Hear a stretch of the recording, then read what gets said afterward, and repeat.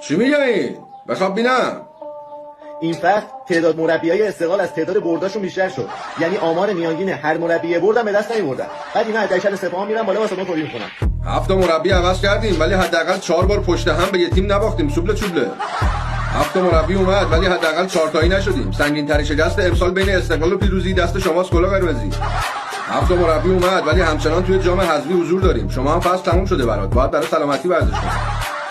7 مربی اومد ولی حداقل از لیگ نخبگان صعود کردیم. تو مراحل گروهی قهوه‌ای نشدیم. یه نونهالان النصر معذرت. شنیدیم برای قهرمانی آسیا از فوتبال ناامید شدید و به پلی استیشن روی آوردید ولی اونجا هم 4 تا خوردید. نکنه دست خرابه رو دادن بهتون.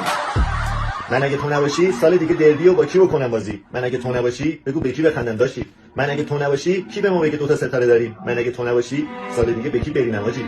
من اگه تو نباشی تو اگه ما نباشیم حتی نمیرسید به پاس تهران. تو اگه ما نباشیم سوبله چوبلت میکنه سپاهان اصفهان. یعنی توسط سپاهان شدید باردار. درتون مالیدن یه خیار خاردار. تو اگه ما نباشیم یعنی بردید آبروی ایران. حتی تو پلی استیشن هم نتونستید بشید قهرمان.